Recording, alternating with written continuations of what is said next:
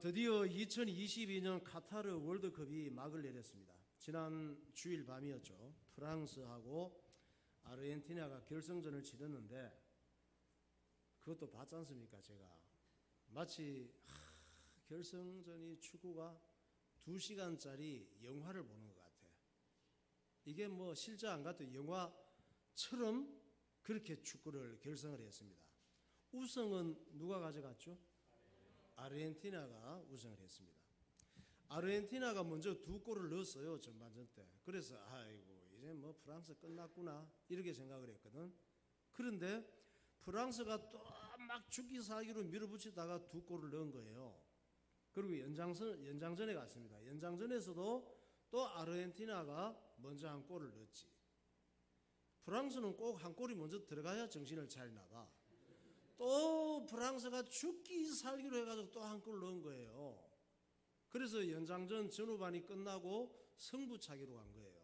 승부차기로 가서 결국 아르헨티나가 숨어있는 실력을 발휘해서 우승하게 됐죠.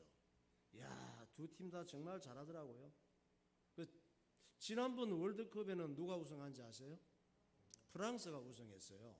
이번에 아르헨티나하고 프랑스하고 붙어가지고 아르헨티나는 우승하고 프랑스는 2위를 했죠. 지난번에는 프랑스 선수들과 국민들이 좋아 죽는 줄 알았지. 프랑스가 우승을 했으니까. 이번에는 아르헨티나 선수들과 국민들이 좋아 죽는 것 같았습니다. 보니까 뭐 와 월드컵을 들고 막 메시 시상식 한번 보십시다. 네. 그래갖고 국민들과 선수들이 얼마나 좋아하는지 보기가 좋더라고요. 그런데 저 선수들은 축구를 왜 저렇게 잘할까? 축구를 어떻게 했길래 월드컵에서 저렇게 우승까지 가서 우승컵을 들어 올릴 수 있을까 싶어요. 그리고 크로아티아라고 하는 나라는 인구가 400만 명 된다고 그랬죠. 우리나라 부산 인구가 한 370~80만 명 되는 걸로 아는데 부산 인구보다 조금 더 많아요. 아르헨티나가 크로아티아가. 그런데 지난번에 크로아티아가 2위를 했거든요. 그리고 이번에는 3위를 한 거예요. 그래서 참 이상하다. 인구가 3억 4천만 명이나 되고 세계 최고의 나라인 미국은 왜 선수들이 죽기 살기로 해도 14등밖에 못했거든 이번에. 그런데 저런 나라는 그렇게 잘 사는 것도 아니고 뭐 강대국도 아니고 그리고 인구가 많은 것도 아닌데 축구를 저렇게 잘하나. 연구를 제가 했죠. 또 우리나라도 월드컵에서 우승을 해서 저렇게 좋아할 수 있다면 얼마나 좋을까.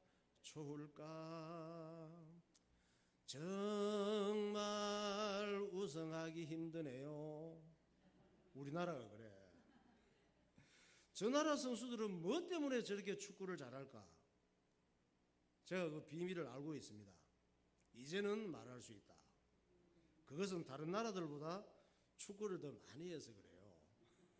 딴 이유가 없어. 그러면 딴 나라들은 축구를 많이 안 했느냐? 당연히 많이 했지. 딴 나라도. 그런데 많이 한 나라보다 저 나라들은 더 많이 했다고요. 그리고 감독, 코치, 스태프들이 다른 나라들보다 축구 연구를 더 많이 한 거예요. 선수들이 축구를 더 많이 하고 스태프들이 더 연구를 많이 한 증거가 저렇게 결과로 나타난 것 뿐이죠. 증명이 된 거예요. 그래서 그들이 저렇게 좋아 죽게 된 것은 그들의 흘린 피땀의 대가라고 보면 됩니다. 어떤 사람들은 운이 좋았다고 그래. 이렇게 저렇게 운이 좋았다고 하는데 실력이 없으면 운도 따르지 않습니다. 기본 실력이 있어야 또 운도 따를 때 또 운이 안 좋아도 넘어가고 이기고 하는 것이지.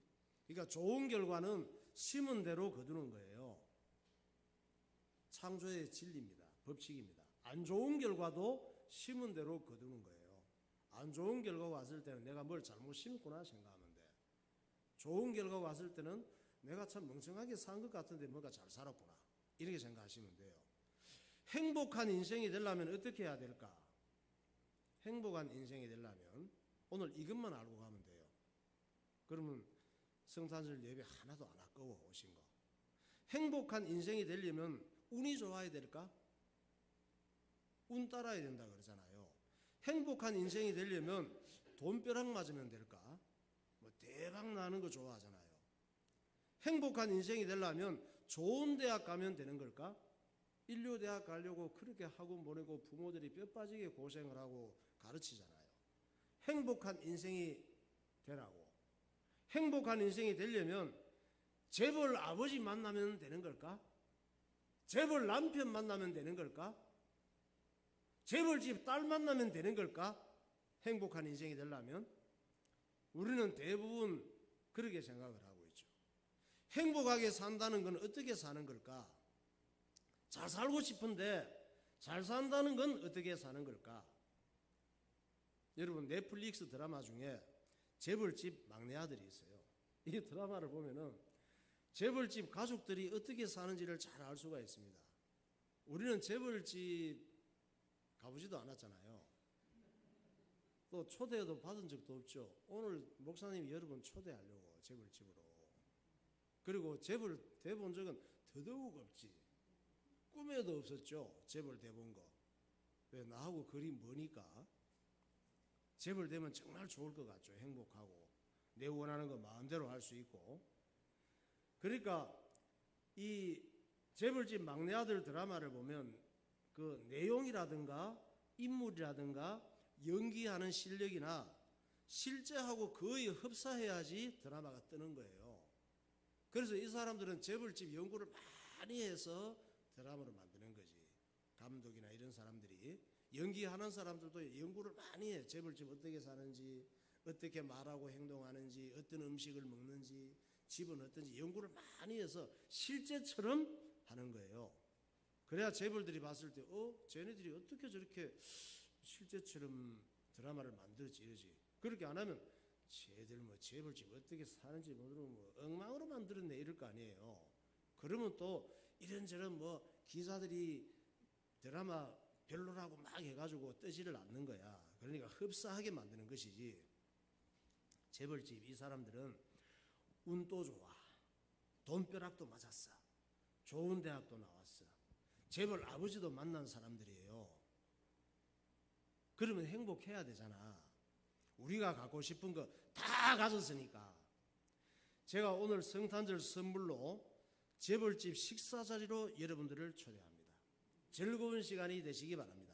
자, 다 같이 재벌집으로 레디! 재벌집 밥맛 맛있게 드셨습니까? 재벌집 가족 안 된 거 감사하게 생각하세요. 하나님께서 지금 내게 주신 걸 갖고 하루하루 감사하며 사는 사람. 할렐루야. 예배 드리면서 하나님 말씀 깨닫고 기뻐하며 사는 사람. 내가 가진 재능과 달란트와 젊음과 건강을 하나님께 쓰임받으며 사는 사람. 할렐루야. 이런 사람이 행복한 사람이에요. 하루하루 즐거운 마음으로 사는 사람. 식탁에서 가족들이 서로 모여서 즐겁게 대화하면서 음식 먹는 가정. 이런 가정이 행복한 가정이에요. 그렇게 사는 것이 월드컵 우승하는 것보다, 돈벼락 맞은 것보다, 인류대학 합격해서 또 대기업 가서 재벌이 돼서 오는 일시적인 기쁨보다 더 좋은 것입니다. 이것이 행복이라고 찬양합시다. 행복이 뭔지를 또 잘 얘기하고 있잖아요. 가사에서.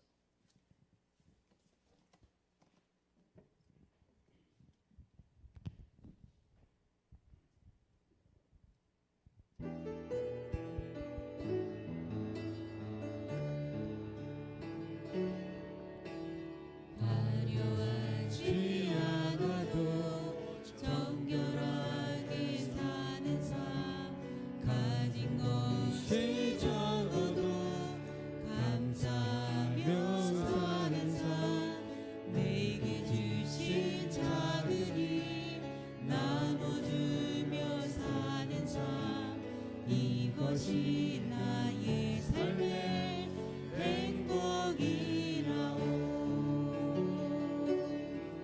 이것이 눈물 날 일 많지만 기도할 수 있는 것 억울한 일 많으나 주를 위해 찾는 것 비록 짧은 작은 삶 주 뜻대로 사는 것 이것이 나의 삶의 행복이라오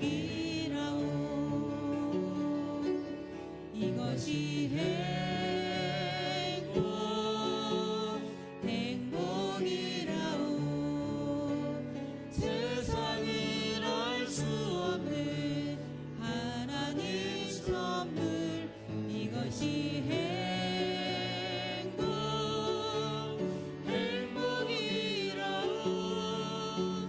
하나님의 자녀로 살아가는 것 이것이 행복이라오 이것이 행복이라고. 이것이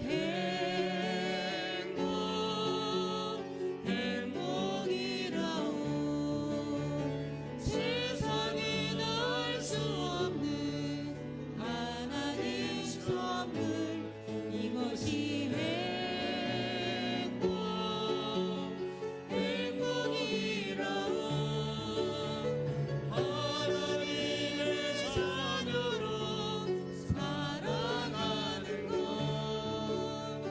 이것이 행복이라오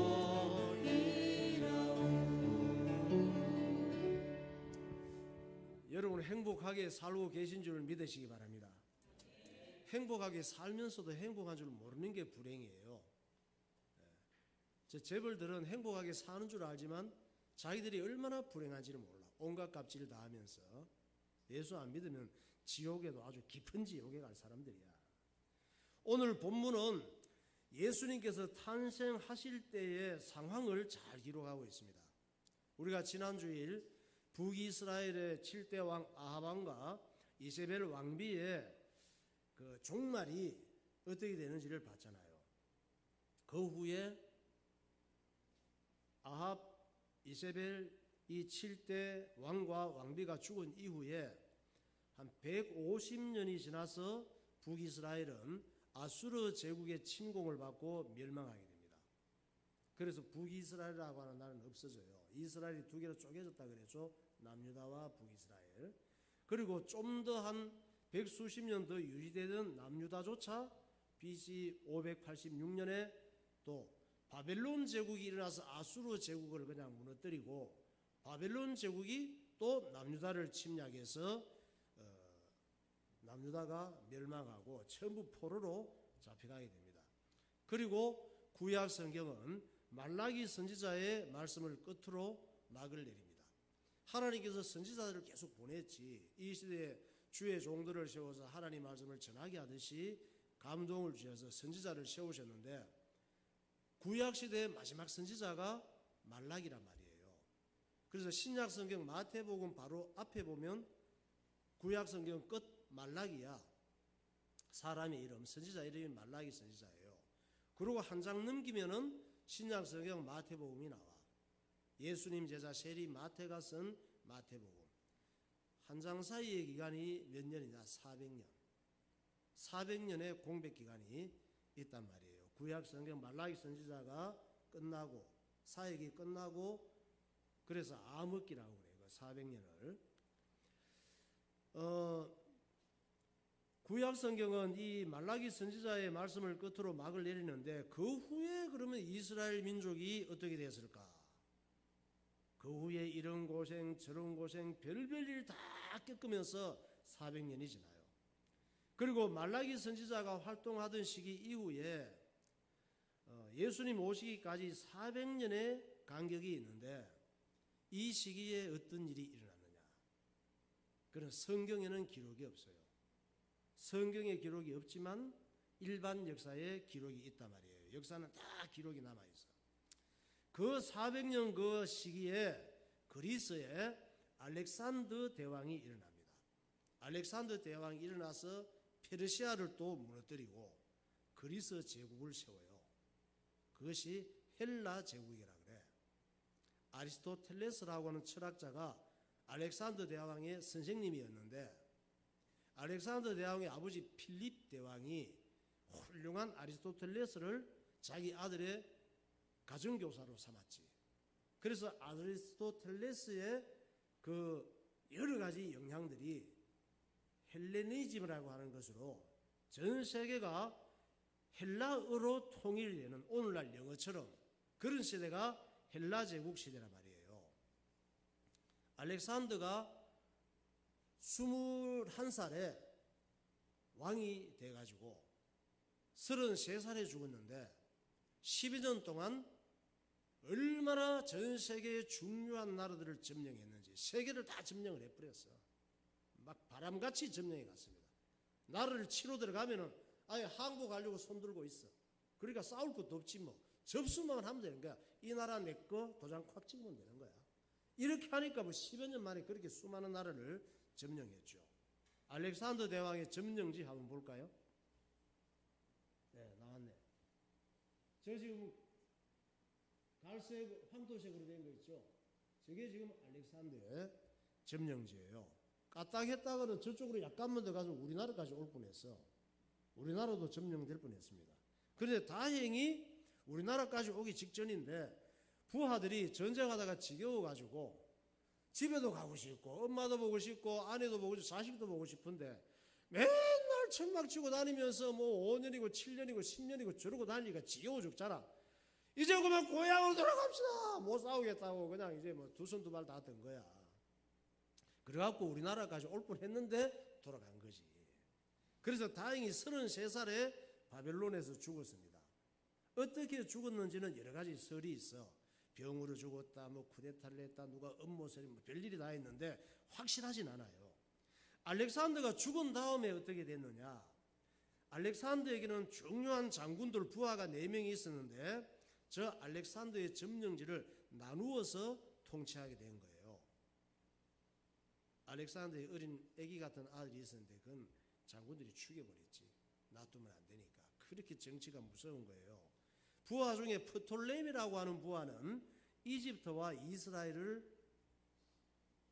분할을 받아서 다스렸습니다. 셀류코스라고 하는 부하는 시리아, 성경의 아람이라고 하는 나라, 바벨론, 메소포타미아, 이라크, 이란 이쪽 지역이에요. 그쪽을 지배했습니다. 카산드라고 하는 부하는 마게도니아, 그리스 쪽, 소아시아 쪽을 지배했습니다. 리시마커스라고 하는 부하는 트레이스 비두니아 쪽을 지배했어요. 이걸 헬라 제국이라 그래. 헬라 제국 한번 볼까요? 네. 셀류코스라는 부하 프톨레미 여기가 프톨레미의 딸이 클레오파트라라고 하는 이집트 여왕이에요. 나중에 그 아버지 조상이 죽고 클레오파트라가 여왕이 되고 로마 제국의 장군들하고 뭐 또 이렇게 바람 피고 하다가 비참하게 죽죠. 그리고 카산드는 저쪽 리마커스라고 하는 이 부하는 또 저쪽 지역을 나누어서 다스리는데 그걸 헬라 제국이라고 합니다. 그 후에 저 나라들은 또 어떻게 되느냐? 또 로마라고 하는 나라가 일어나. 로마가 또 일어나서 다 저 알렉산더 부하들의 접수한 나라들을 다시 접수해서 멸망시키고 로마가 되는 거예요. 그 모든 전 세계를 길은 로마로 통한다 그러잖아. 워낙 큰 땅덩어리를 로마가 차지하고 있다 보니까 길을 잘 닦아야 되거든. 왜? 어디서 문제가 발생하면 빨리 날아가서 진압을 해버려야 되니까. 그래서 길을 잘 닦으니까 모든 길은, 전 세계의 모든 길은 로마로 통한다는 이 말이 나오게 된 거예요. 하나님께서 저렇게 길을 잘 닦아놓고 예수님이 오셨지, 로마 시대에.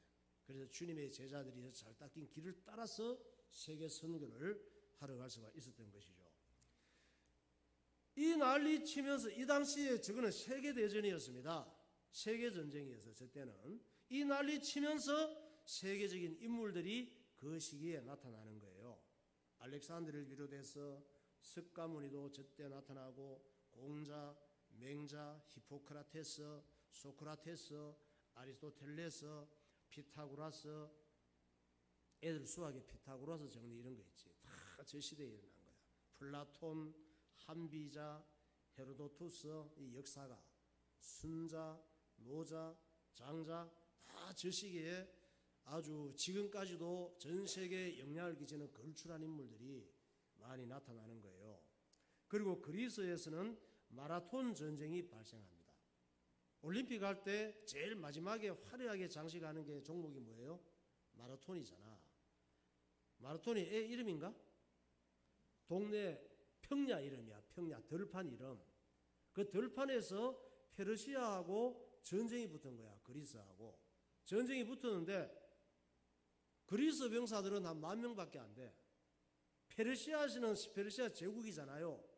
다리오 왕 때 10만여 명이 몰려온 거야. 근데 10,000명이 10만여 명을 물리친 거예요. 그러니까 기가 막힌 일이 그리스가 다 점령당할 줄 알았는데 그러니까 얼마나 기뻐. 그래서 병사에게 그때 통신이 전화가 핸드폰이 없으니까 달려가서 말을 타고 달려가서 빨리 이제 왕에게 얘기를 하고 본부에 가서 전달해야 될 거 아니에요. 그래서 병사 잘 뛰는 병사한테 말도 다 주고 없었는가 봐. 전쟁하다가 다 말도 전멸하고 없었나 봐. 그리스에는 10만 명하고 싸웠으니까 남아있는 게 뭐 있겠어. 무기도 없고 뭐 어쩌다 하나님 은혜로 이긴 거야. 그 나라를 이기게 해야 되니까 그리스가. 그러니까 병사가 막 뛰어간 거지. 너무 기뻐가지고 이 기쁜 소식을 빨리 전하셔 해가지고 막 뛰어간 거예요. 몇 킬로를? 한 40킬로 넘게. 그럼 마라톤에서는 42.195킬로야. 그래가지고 숨도 안 쉬고 막 달려가는데 우리가 페르시아와 전쟁에서 이겼다! 죽은 거야. 그러니까 기념할 만하잖아요. 아이고 이 사람의 죽음을 근데 그 사람 이름이 지금 생각 안 나는데 헛되게 해서는 안 되겠다. 그래서 이 42km 달리는 마라톤을 만들자. 이래가고 마라톤이 생긴 거예요. 뭐 알기는 알고 마라톤 하세요. 그래서 절반 뛰는 거는 20여 킬로 뛰는 거는 하프 코스라고 그러고 다 뛰는 건 42km 이렇게 뛰는 거예요. 그게 마라톤 평야에서 전쟁이 일어났을 때 그 병사가 뛰어가서 성전보를 알리는 걸 기념해서 마라톤이 생겼단 말이에요. 그리고 중국에서는 만리장성을 쌓았고 이스라엘 유대 땅에서는 이 시기에 바리새인, 사두개인, 열심당원, 헤롯당원 이런 사람들이 발생을 한 거예요. 예수님이 탄생할 때에는 이스라엘이 로마의 식민지가 된 거예요. 그래서 로마 황제 가이사 아구스도가 이스라엘 백성들에게 명령을 한 거예요. 전부 고향으로 돌아가서 호적 신고 제대로 하라고. 그때는 점령을 하면은 남자들은 다 죽여버렸어. 독립운동을 하니까. 애들도 남자는 다 죽였어. 전쟁 나서 약한 나라는 여자만 살판이야. 그냥 남자들은 다 죽여버리는데 그래서 인구조사를 하는 거예요. 몇 살에 누가 어떤 사람이 어느 정도 족속을 형성하고 있는지 이걸 다 알아야 되니까 식민지 인구조사를 한 것이지. 고향 가서 호적신고 제대로 하라고. 이때 예수님을 임신하고 있던 마리아는 만삭이 돼서 언제 아기가 태어날지 모르는 상황이었어요. 그래도 어떻게? 고향으로 가서 호적신고를 해야 되니까. 그래서 마리아 부부가 살고 있던 곳은 갈릴리 성경에 보면 바다 나오죠. 저 위쪽에 갈릴리 호수라고도 하고 바다라고도 하는데 갈릴리 호수 근방에 있는 나사렛 동네예요. 그런데 고향은 베들레헴이란 말이에요. 베들레헴까지 내려가려면 한 130km 가야 돼. 그 집은 가난했기 때문에 목수였거든. 뭐 마차 이런 것도 없어. 그때 가난한 사람은. 그때 마차는 오늘날 벤츠야.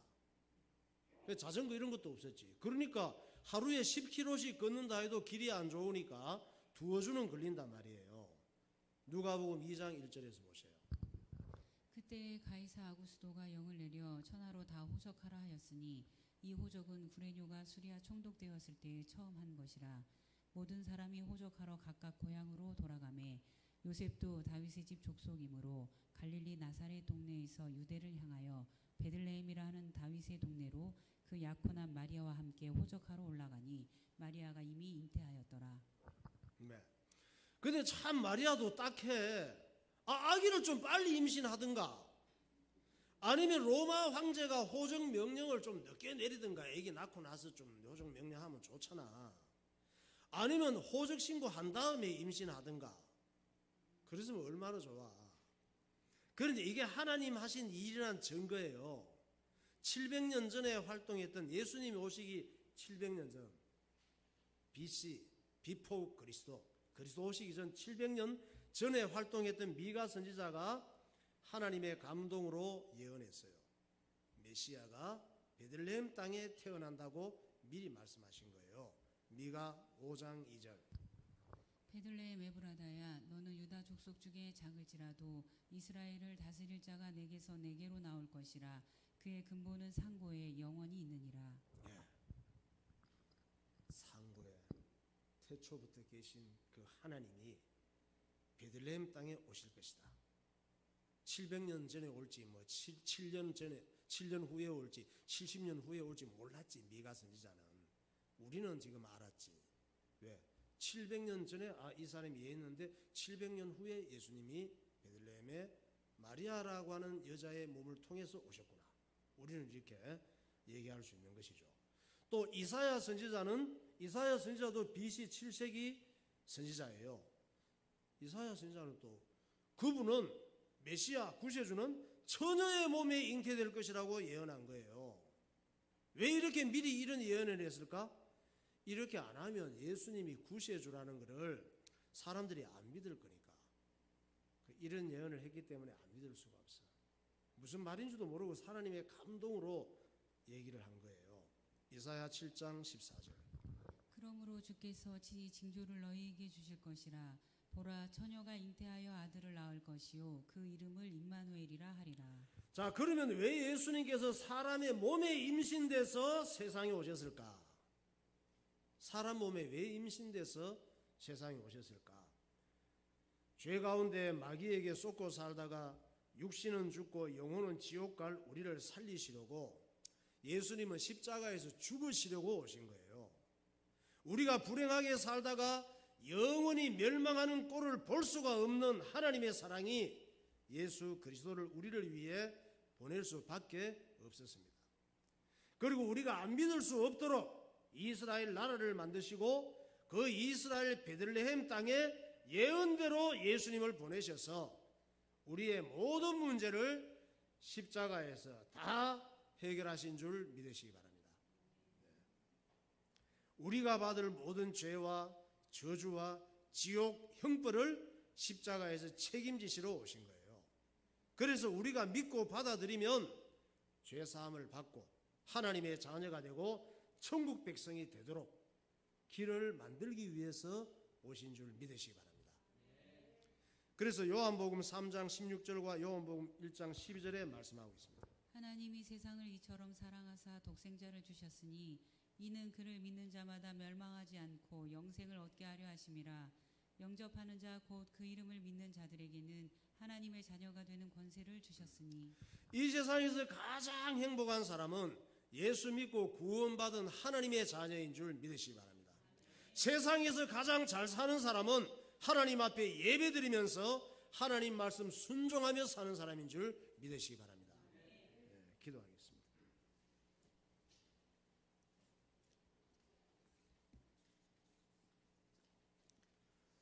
카타르 월드컵에서 아르헨티나가 우승했습니다. 2위는 프랑스, 3위는 크로아티아가 차지했습니다. 아르헨티나 선수들과 국민들은 입이 귀에 걸렸습니다. 국민들은 기쁨의 눈물을 흘렸고 선수들은 돈벼락을 맞았습니다. 행복한 인생은 어떻게 사는 것일까? 드라마 재벌집 막내 아들의 재벌집은 행복할 만한 모든 조건을 다 갖추었습니다. 그러나 그들의 삶은 조금도 행복해 보이지 않습니다. 행복하게 사는 사람은 하나님께서 내게 주신 걸 갖고 감사하며 사는 사람입니다. 또 은혜를 사모하며 예배드리며 사는 사람입니다. 우리가 사는 세상은 죄와 마귀의 식민지라고 할 수 있습니다. 그것이 예수 그리스도가 이 땅에 오실 이유이며 우리가 예수 믿을 이유입니다. 예수님은 우리가 당할 죄와 저주와 지옥 멸망을 대신 당하기 위해 오셨습니다. 우리를 향한 하나님의 사랑이 우리의 멸망을 그냥 둘 수 없었기 때문입니다. 하나님 아버지 예수 그리스도를 보내주셔서 구원의 길을 열어주심을 감사합니다. 오직 예수님 때문에 행복하게 하시고 오직 복음에 방향 맞추고 살게 하옵소서. 통성으로 기도하시겠습니다. 할렐루야. 거룩하신 하나님 아버지 은혜와 사랑을 감사합니다. 오늘도 우리가 무엇이간들에게 사랑하셔서 하나님의 자녀 삼아주시고 예수 안에 있는 참 행복을 누리며 살아갈 수 있도록 인도하여 주심을 감사합니다. 예배드리는 것이 행복임을 알게 하시고 하나님 말씀 듣는 것이 행복인 걸 알게 하시고 하나님 말씀 따라 순종하며 살아가는 것이 행복임을 알고 살게 하여 주옵소서. 이 땅에 우리가 원하고 바라는 소원들이 내 원대로 이루어지는 것이 행복이 들어있는 것이 아니라 그리스도 안에 모든 행복과 기쁨과 평안과 만족과 즐거움이 있다는 사실을 깨닫고 살게 하여 주옵소서. 예수 믿고 하나님의 자녀된 것이 가장 큰 축복임을 알게 하여 주옵소서. 예수 그리스도 이름으로 기도하옵나이다. 하나님 아버지 악한 원수 마귀가 세상에 운이 좋고 돈 많고 좋은 대학 가고 육신적인 내 마음에 원하는 대로 다 되어지면 행복할 것이 있는 줄로 알고 착각하고 평생을 그런 것을 쫓아다니다가 어느 날 나이가 들고 병들고 죽음이 올 때서야 내가 잘못 살았거나 후회하며 영원한 멸망에 처하게 하는데 이 악한 마귀의 역사들을 볼 수 있는 눈을 열고 속지 않는 삶을 살게 하여 주시고 예수 믿고 구원받은 하나님의 자녀된 것이 행복인 걸 알게 하시고 은혜를 사모하며 예배드리며 예수로 행복하다는 사실을 깨달아 주의 복음의 인생의 목표를 갖고 방향을 맞추고 살아가는 복된 삶이 되게 하여 주옵소서. 성령의 지혜와 명철을 허락하셔서 올바른 것을 깨닫게 하여 주시고 하나님 보시기에 좋고 하나님의 기쁨이 되는 삶을 살게 하셔서 선한 일에 귀하게 쓰임받는 성도들 되게 하여 주옵소서. 예수 그리스도 이름으로 기도하옵나이다. 아멘. 하늘보다 높으신 주 사랑, 바다보다 넓으신 주 사랑,